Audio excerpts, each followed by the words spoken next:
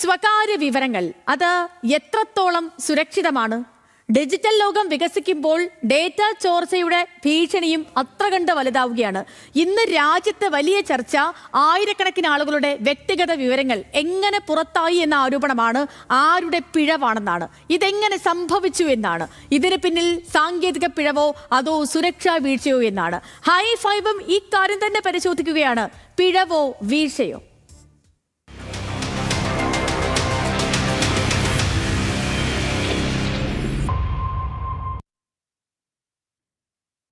ആദ്യം എന്താണ് ഡേറ്റ ചോർച്ച വിവാദം? ആ വിവാദത്തിൽ നിന്നും നമുക്ക് തുടങ്ങാം. നോക്കൂ പ്രിയപ്പെട്ട പ്രേക്ഷകരെ, ഡേറ്റ ചോർച്ച വിവാദം അതായത് കേരള സർക്കാരിന്റെ വിവിധ പദ്ധതികളുമായി ബന്ധപ്പെട്ട് വ്യക്തിഗത വിവരങ്ങൾ ശേഖരിക്കുകയും, അതായത് വ്യക്തിഗത വിവരങ്ങൾ എന്ന് പറയുമ്പോൾ പേര്, വിലാസം, ഫോൺ നമ്പർ, ആധാർ, വരുമാന വിവരങ്ങൾ തുടങ്ങിയവ ശേഖരിക്കുന്നതുമായി ബന്ധപ്പെട്ട് സ്വകാര്യ ഏജൻസികളുടെ കൈകളിലേക്ക് ഇവയെല്ലാം എത്തി എന്നൊരു ആരോപണമാണ് ആദ്യമായി ഉയർന്നത്. ഇതാണ് ഡേറ്റ ചോർച്ച വിവാദത്തിന് ആധാരമായ ആദ്യത്തെ ആരോപണം. പ്രധാനമായും ചർച്ചയായ പദ്ധതികൾ, ഏതൊക്കെ പദ്ധതികളിലൂടെയാണ് നമ്മുടെ സ്വകാര്യ വിവരങ്ങൾ സ്വകാര്യ കമ്പനികളിലേക്ക് എത്തിയത്? ചർച്ചയായ പ്രധാനപ്പെട്ട വിഷയങ്ങൾ പറയുന്നത്, ആദ്യത്തെ ഈ സ്പ്രിംഗ്ലർ ഡേറ്റ കരാർ, അതായത് കോവിഡ് സമയത്തുണ്ടാകുന്ന ഒരു കരാറാണ് സ്പ്രിംഗ്ലർ ഡേറ്റ കരാർ.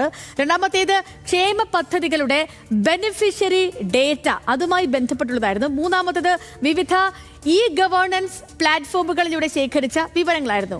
ഈ കോവിഡ് കാലത്ത് അമേരിക്കൻ കമ്പനിയായ സ്പ്രിംഗ്ലറിന് ഡേറ്റ കൈമാറിയ സംഭവം വലിയ വിവാദമായിരുന്നു അക്കാലത്ത്. ഇതിലെ കോടതി ഇടപെടലുകളും പരാമർശങ്ങളും നമ്മൾ പരിശോധിക്കും. കാരണം ഈ വിഷയത്തിൽ കോടതി ഇടപെട്ട വിഷയമാണ്. അന്നത്തെ കോടതി പരാമർശങ്ങൾ എന്തൊക്കെയാണെന്ന് നമ്മൾ നോക്കണം. എന്തൊക്കെയായിരുന്നു കോടതി ഇടപെടലും അതിലെ പരാമർശങ്ങളും എന്ന് ചോദിച്ചാൽ, പ്രധാനമായിട്ടും കേരള ഹൈക്കോടതി ഈ വിഷയത്തിൽ നിർണായകമായ ഇടപെടലാണ് നടത്തിയത്. സ്പ്രിംഗ്ലർ കേസിൽ വ്യക്തിഗത ഡേറ്റ അനാവശ്യമായി പങ്കുവയ്ക്കരുത് എന്നൊരു നിർദ്ദേശം കോടതി നൽകിയിരുന്നു. ഡേറ്റ അനോണിമൈസ് ചെയ്യണമെന്ന്, അതായത് അത് സ്വകാര്യത, പൗരന്മാരുടെ സ്വകാര്യത അത് ഭരണഘടനാപരമായ അവകാശമാണ് എന്ന കാര്യം നിർദ്ദേശിച്ചു. കരാർ വ്യവസ്ഥകളിൽ സ്വകാര്യത സംരക്ഷണം ഉറപ്പാക്കണമെന്നും ആവശ്യപ്പെട്ടു.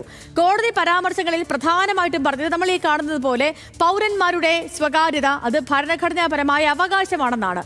സർക്കാർ ഡേറ്റ കൈകാര്യം ചെയ്യുമ്പോൾ പരമാവധി ജാഗ്രത പാലിക്കണമെന്നും കോടതി പറഞ്ഞു. അതിനൊപ്പം തന്നെ സ്പ്രിംഗ്ലർ ഇടപാടിൽ സ്വകാര്യതാ ലംഘനം നടന്നിട്ടില്ല എന്ന് സർക്കാരിന് ഹൈക്കോടതിയുടെ ക്ലീൻ ചിറ്റ് ലഭിച്ചതാണ്. ഡേറ്റയുടെ നിയന്ത്രണം സർക്കാരിൽ തന്നെയായിരുന്നു എന്നും കോടതി അന്ന് നിരീക്ഷിച്ചിരുന്നു. ഇനി ഈ വിഷയവുമായി ബന്ധപ്പെട്ട് ഇപ്പം ഇന്നടക്കം പ്രതിപക്ഷ നേതാക്കളൊക്കെയും പ്രതിപക്ഷത്തുള്ള പ്രധാനപ്പെട്ട നേതാക്കളും ഇന്നിപ്പം രമേശ് ചെന്നിത്തല അടക്കമാണ്. രമേശ് ചെന്നിത്തല തുടർച്ചയായി ഈ വിഷയത്തിൽ ആരോപണം ഉന്നയിക്കുന്ന നേതാക്കളിൽ ഏറ്റവും പ്രമുഖൻ. അപ്പോൾ ഇന്നും രമേശ് ചെന്നിത്തല മാധ്യമങ്ങളെ കണ്ടതിന് ശേഷം പറഞ്ഞ ചില കാര്യങ്ങളുണ്ട്. പ്രധാനമായിട്ടും അവർ ഉന്നയിക്കുന്ന ആരോപണങ്ങൾ പൗരന്മാരുടെ സ്വകാര്യത ലംഘിച്ചു, വിദേശ കമ്പനികൾക്ക് ഡേറ്റ കൈമാറി, കരാറിൽ വ്യക്തമായ സുരക്ഷാ വ്യവസ്ഥകളില്ല, ഡേറ്റ രാഷ്ട്രീയ ആവശ്യങ്ങൾക്കായി ഉപയോഗിക്കപ്പെട്ടേക്കാം. ഇതൊക്കെയാണ് പ്രധാനമായും പ്രതിപക്ഷം ഉന്നയിക്കുന്ന ആശങ്കകൾ, അവർ പ്രധാനമായിട്ടും ഉന്നയിക്കുന്ന ആരോപണങ്ങൾ ഇതൊക്കെയാണ്. ഇത് സാധാരണ ഭരണപരമായ ഗുരുതരമായ ഒരു പിഴവല്ല, ഒരു സ്വകാര്യത ലംഘനമെന്നായിരുന്നു പ്രധാനപ്പെട്ട ആരോപണം. ഇനി എന്തായിരുന്നു ഈ വിഷയത്തിലെ സർക്കാരിന്റെ പ്രതിരോധം? സർക്കാർ ഈ വിഷയത്തിൽ പ്രധാനമായും പറഞ്ഞുകൊണ്ടിരുന്ന കാര്യങ്ങൾ, സംസ്ഥാന സർക്കാർ ഈ ആരോപണങ്ങളൊക്കെയും ആദ്യം പൂർണ്ണമായും തന്നെ തള്ളിക്കളഞ്ഞിരുന്നു.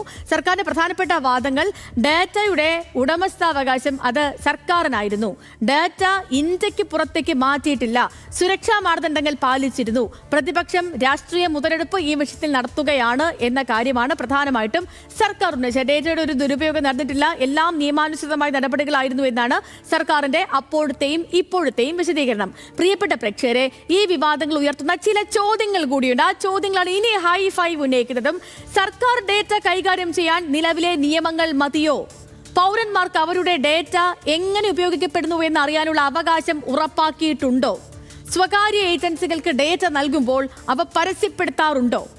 ഇന്ത്യയിൽ ഡാറ്റ പ്രൊട്ടക്ഷൻ നിയമം ശക്തമായി നടപ്പാക്കേണ്ടതിന്റെ ആവശ്യകത ഈ കേസിലൂടെ വീണ്ടും ചർച്ചയാവുകയാണ്. ഇപ്പോൾ ഈ വിഷയം വീണ്ടും സർക്കാരിനെതിരെ പ്രതിപക്ഷം ശക്തമായി ഉയർത്തുകയുമാണ്. ഇനിയിപ്പോൾ നമുക്ക് ഇതിലെ വിശകലനങ്ങളിലേക്ക് പോകണം. ആസിഫ് മുഹമ്മദ് നമുക്കിപ്പം തത്സമയം ചേരുന്നു. Asif, good evening. ഇപ്പം ഈ വിഷയവുമായി ബന്ധപ്പെട്ട്, ഡേറ്റ ചോർച്ചയുമായി ബന്ധപ്പെട്ടുള്ള സർക്കാർ വിശദീകരണം എങ്ങനെയാണ് നമുക്കറിയാം. ഈ പ്രതിപക്ഷം ഉന്നയിക്കുന്ന എല്ലാ ആരോപണങ്ങളെയും പൂർണ്ണമായും തള്ളിക്കളയുകയാണ് സർക്കാർ. മാത്രമല്ല ഇക്കാര്യങ്ങളിലൊക്കെ ഒരു വിശദീകരണവും നൽകുന്നുണ്ട്. എല്ലാം ഈ ബോധ്യപ്പെട്ടുകൊണ്ട് ആ ഒരു പൗരന്റെയും സ്വകാര്യത നഷ്ടപ്പെടില്ല എന്ന ഉറപ്പാണ് സർക്കാർ എപ്പോഴും നൽകുന്നത്. പക്ഷെ അപ്പോഴും ഈ നമ്മളിപ്പോൾ ചോദിച്ചതുപോലെ ഉന്നയിക്കപ്പെടുന്ന പല ചോദ്യങ്ങളുമുണ്ട്. ഇപ്പൊ പൗരന്മാർക്ക് അവരുടെ ഡേറ്റ അത് എങ്ങനെ ഉപയോഗിക്കണമെന്ന് അറിയാനുള്ള ഒരു അവകാശം ഉറപ്പാക്കിയിട്ടാണോ ഇതെല്ലാം ചെയ്തത്? സ്വകാര്യ ഏജൻസികൾക്ക് ഡേറ്റ നൽകുമ്പോൾ അവ പരസ്യപ്പെടുത്താറുണ്ടോ? തുടങ്ങി നിരവധി ചോദ്യങ്ങൾക്കുണ്ട്. ഈ ചോദ്യങ്ങൾക്ക് അതിനൊപ്പം പ്രതിപക്ഷം ഉന്നയിക്കുന്ന ഇതിപ്പോൾ കത്തടക്കം പുറത്തുവിട്ടിട്ടുണ്ട് രമേശ് ചെന്നിത്തല. ഇതിനൊക്കെയും കൃത്യമായ ഉത്തരം നൽകാൻ സർക്കാരിന് കഴിഞ്ഞിട്ടുണ്ടോ ആസിഫ്? ഈ സ്വാഭാവികമായി ഇതിപ്പോൾ ഈ സർക്കാരുകൾ ഇത്തരത്തിൽ മറുപടി നൽകുമെങ്കിൽ പോലും നമുക്ക് സ്വാഭാവികമായും ഈ ഡേറ്റകൾ മുഴുവൻ സുരക്ഷിതമാണെന്ന് ഒരു കാരണവശാലും പറയാൻ കഴിയുന്ന സാഹചര്യമില്ല എന്ന് നമുക്ക് ഉറപ്പിച്ച് പറയാം. കാരണം ഇത് ഡേറ്റ ചോർച്ചയുടെ ഒരു ചരിത്രമെടുത്താൽ അത് പലയിടങ്ങളിലും പല വൻകിട ഡേറ്റകൾ അടക്കം ചോർന്നു പോയി നമ്മൾക്ക് കണ്ട ചരിത്രമുള്ളതാണ്. അത് പൗരന്മാരുടെ സ്വകാര്യ വിവരങ്ങൾ പൂർണ്ണമായും ചോർത്തിയെടുക്കുന്ന ഒരു ഘട്ടമുണ്ട്.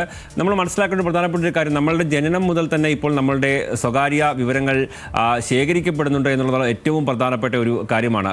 മാത്രമല്ല സാങ്കേതിക വിദ്യയിൽ അധിഷ്ഠിതമായ ഈ ഒരു ലോകത്ത് നമ്മളുടെ ഡേറ്റ പൂർണ്ണമായും സുരക്ഷിതമാണ് എന്ന് നമ്മൾ വിചാരിക്കുന്നത് അത് ഒരുപക്ഷെ അത് അബദ്ധമായിരിക്കുമെന്നുള്ള ഒരു തോന്നൽ കൂടിയുണ്ട്. കാരണം നമ്മൾ എത്ര തന്നെ സുരക്ഷിതമാണ് എന്ന് സർക്കാരുകൾ അടക്കം പറഞ്ഞാലും നമ്മളിപ്പോൾ ഒരു മൊബൈലിൻ്റെ ഒരു ആപ്പ് ഉപയോഗിക്കുമ്പോൾ പോലും നമ്മൾ എന്തൊക്കെ വിവരങ്ങളാണ് നമ്മൾ അത് സമ്മതിച്ചാൽ മാത്രമാണ് നമുക്ക് ആ ആപ്പ് ഉപയോഗിക്കാൻ കഴിയുക. നമ്മളുടെ ഗ്യാലറികൾ ഉപയോഗിക്കപ്പെടുന്നു, അതുപോലെ നമ്മളുടെ കോൺടാക്റ്റുകൾ ഉപയോഗിക്കപ്പെടുന്നു. അങ്ങനെ ഈ ഡേറ്റകൾ പലതരത്തിൽ നമ്മൾ കൈമാറ്റം ചെയ്തുകൊണ്ടേ ഇരിക്കുകയാണ്. അപ്പോൾ സർക്കാർ പറയുന്നത് പോലെ ഇത് സ്വകാര്യ ഏജൻസിക്ക് നൽകിയിട്ടില്ല, അല്ലെങ്കിൽ സ്വാഭാവികമായി ഇത് രാജ്യത്തിൻ്റെ പുറത്തേക്കുള്ള ആളുകൾക്ക് നൽകിയിട്ടില്ല എന്നുള്ള ഒരു വാദഗതികൾ അത് എത്രത്തോളം നമ്മളുടെ ഡേറ്റ സുരക്ഷിതമാണ് എന്ന് നമുക്ക് വിചാരിക്കാൻ മാത്രമേ കഴിയുള്ളൂ. അല്ലെങ്കിൽ സർക്കാരിൻ്റെ ആ വാദഗതി അങ്ങനെ പൂർണ്ണമായും നമുക്ക് വിശ്വാസത്തിലെടുത്താൽ പോലും പക്ഷേ ഈ ഡേറ്റ ചോർച്ചയുമായി ബന്ധപ്പെട്ട വലിയ ഒരു മാഫിയ തന്നെ പ്രവർത്തിക്കുന്ന ചരിത്രം നമ്മളുടെ എല്ലാവരുടെയും മുമ്പിലുണ്ട്. പ്രധാനമായും ആരോഗ്യ മേഖല കേന്ദ്രീകരിച്ചടക്കം സർക്കാരിൻ്റെയും അടക്കമുള്ള രേഖകൾ ചോർത്തിക്കൊണ്ടു പോവുകയും വ്യക്തിഗത വിവരങ്ങൾ ചോർത്തിക്കൊണ്ടുപോയി അവരുടെ വിവരങ്ങൾ മനസ്സിലാക്കി മരുന്ന് സപ്ലൈ അടക്കമുള്ള കാര്യങ്ങൾക്ക് ഏത് തരത്തിലാണ് ലോകത്തിൻ്റെ പല ഭാഗങ്ങളിലും ഉപയോഗിച്ചിട്ടുള്ളത്, ഓരോ രാജ്യത്തും എത്ര തരത്തിലുള്ള രോഗികളുണ്ട്, അവർക്ക് ഏത് തരത്തിലുള്ള മരുന്നാണ് ഉൽപ്പാദിപ്പിക്കപ്പെടേണ്ടത്, അങ്ങനെ പോലും വലിയ ഡേറ്റ ചോർച്ചയുടെ ചരിത്രവും കഥകളും എല്ലാം നമ്മൾ മുൻകാലങ്ങളിലെല്ലാം കേട്ടിട്ടുള്ളതാണ്. അപ്പോൾ നമ്മൾ ഈ പറയുന്നത് പോലെ ഏതെങ്കിലും തരത്തിൽ നമ്മളുടെ ഒരു ഫോൺ നമ്പറോ മറ്റോ നമ്മൾ കൈമാറുന്നത് അത് ഏതെങ്കിലും ഒരു കാര്യത്തിലേക്ക് വേണ്ടി മാത്രമാണ് എന്നുള്ള വിശദീകരണം നൽകിയാൽ പോലും അത്തരത്തിൽ അത് സുരക്ഷിതമായിരിക്കില്ല എന്നുള്ളതാണ് ഏറ്റവും പ്രധാനപ്പെട്ടത്.